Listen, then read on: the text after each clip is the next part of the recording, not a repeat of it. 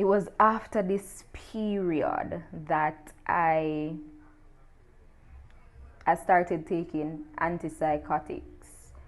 So I was given antipsychotics to regulate my moods, because it would get to a point where I would be on this extreme high.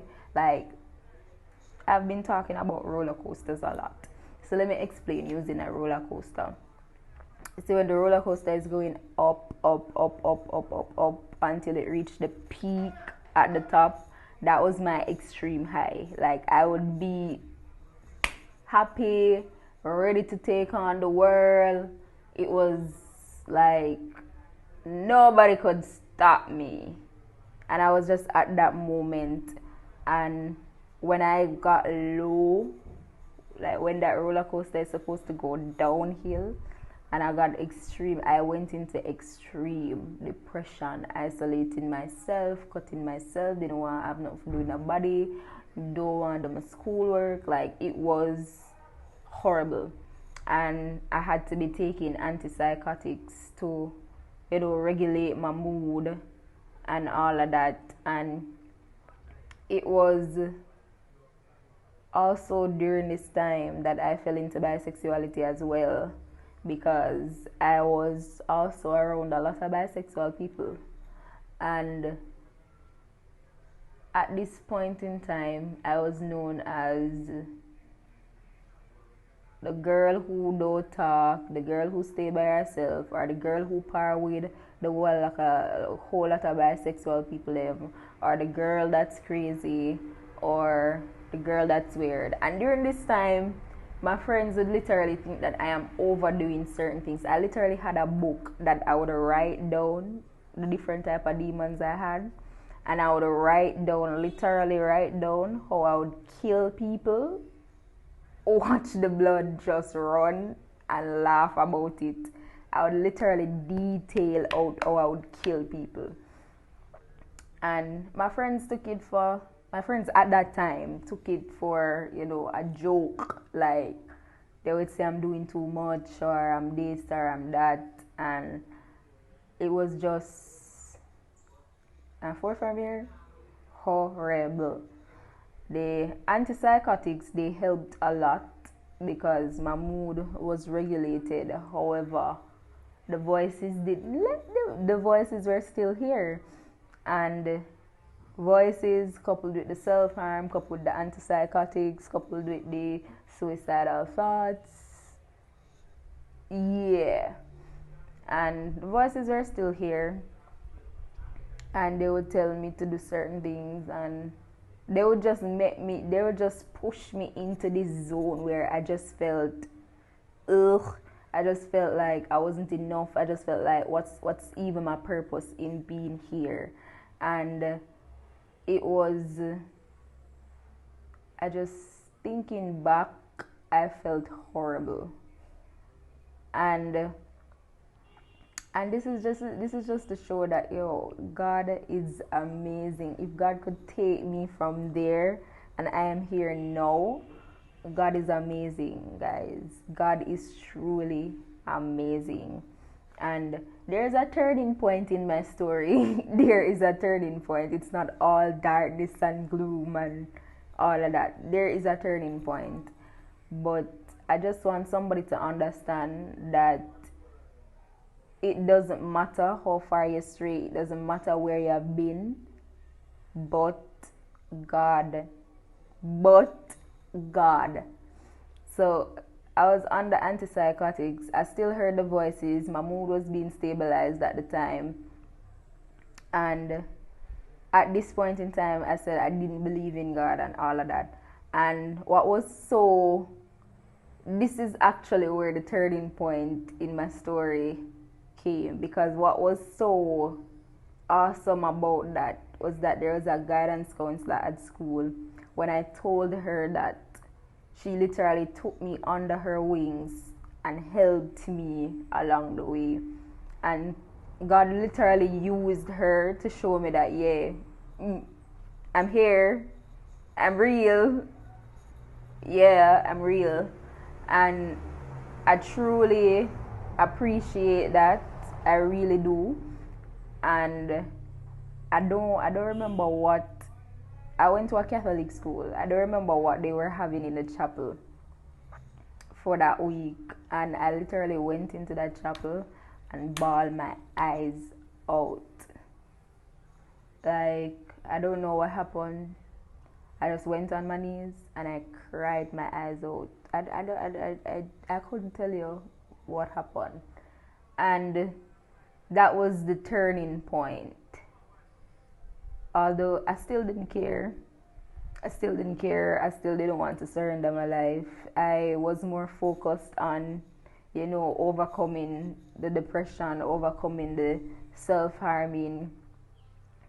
Even in the same book, I would literally cut myself and put the blood in it and date it. Like my razor, and listen, I will not say this, but my razor, the razor wouldn't be like a legit razor I would have that thing everywhere I went. It would be like a little thing. So anything happened, it's easy for me to reach for, and they literally had to hide this specific utensil from me when I was going to school. Literally. I actually just realized that, like, the image literally flashed before my eyes a while ago as I was speaking about self-harming. That because I started to self-harm, other friends started to self-harm as well. And the image just literally flashed before my eyes, and like, wow. But it was a task. I eventually overcame the self-harm. I am no longer self-harming. And it so happened that my faith was rekindled. I believed in God. I knew there was a God, but I wasn't interested in serving Him or giving my life to Him at this point, because I was like, if me go through so much something, I don't see the sense of me surrendering my life to you. And in fifth form,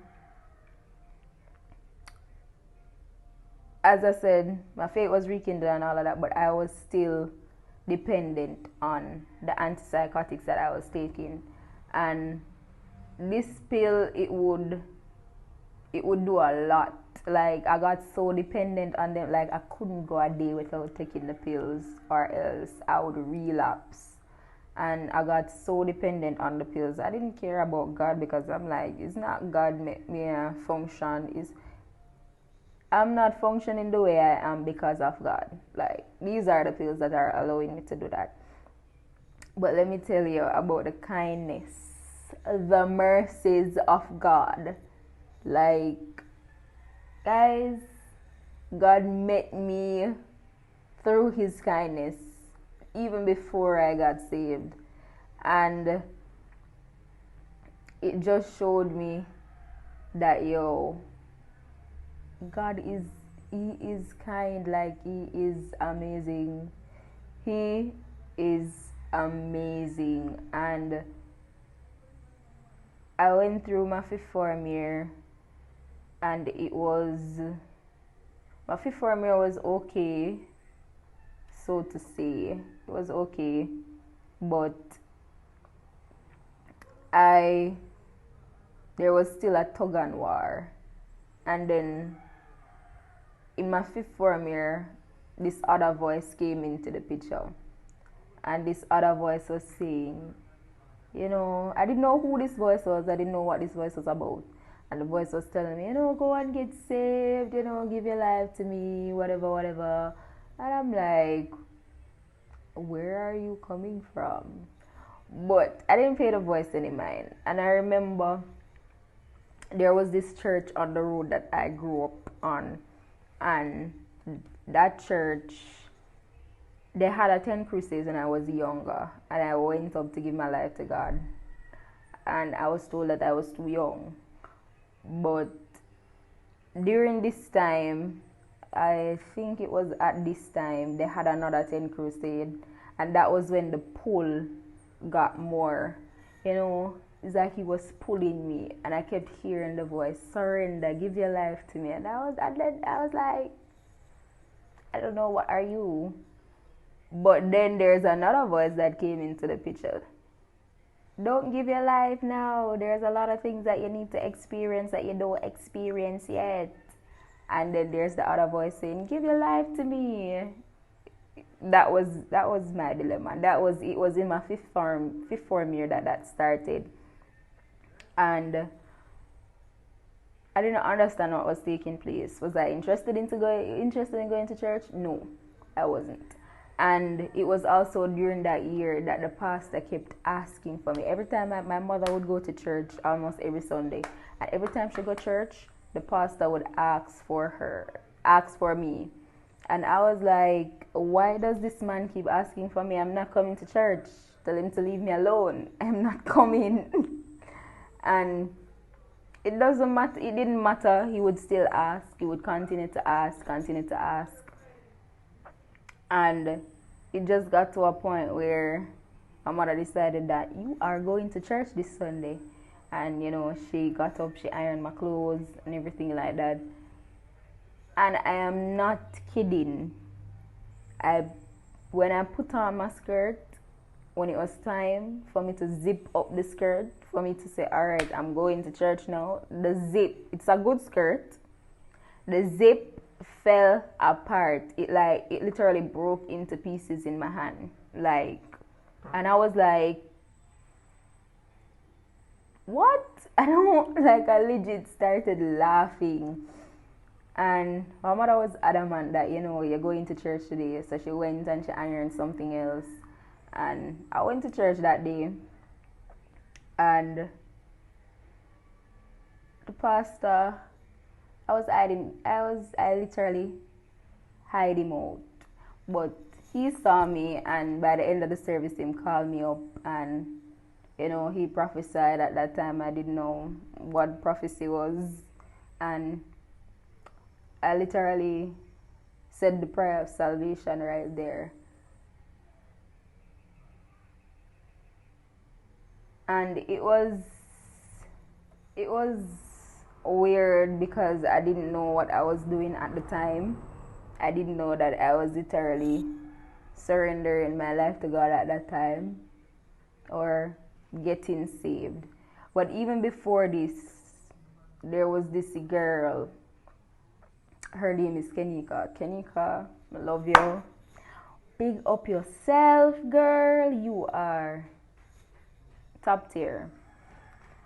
And I literally went to Kenika and I said, Kenika, I'm hearing these voices. One is telling me to get saved. One is telling me don't get saved. Experience certain things yet, because my friends were partying, well, some of my friends at that, they had the opportunity to go to parties, and, I couldn't do that, and I wanted to experience that. So the voice was saying, experience certain things yet, experience them things they yet. So where I give your life to God for, while the other voice was saying, come, get saved, and, stuff like that. And I went to her and asked her to help me through it, because I didn't understand what was taking place. And Kenika embodied how a Christian should represent Christ for me. And she played an integral part in me coming to Christ. And Kenika, big up yourself. Big up yourself. And she literally helped me. So,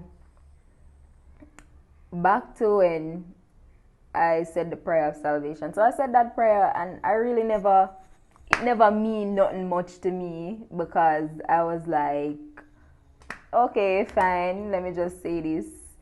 And I just went about my life, because I was like, okay. And it was during that week, guys, that I had the most vivid dream. To this day, I still remember, even though I've written down the dream, I have the dream written down, I still remember the dream. The dream was so vivid, and it had a sense of urgency, and I felt every single thing in that dream. And it was like the pastor came to my house and he was reprimanding me. He was saying like, look how I called you up in church to give your life to God and you're playing around and God a call you for the this, that. And he has specially chosen you, and he was literally reprimanding me in the dream to the way how I felt everything. And I was like, and I woke up after I had that dream, I woke up feeling extremely different. Like I couldn't explain to my friends how I felt at that time, because at this time I was in lower six and I couldn't explain to them how I felt, because I just couldn't explain. But the dream was just, I knew that there was something about this dream that I needed to query. And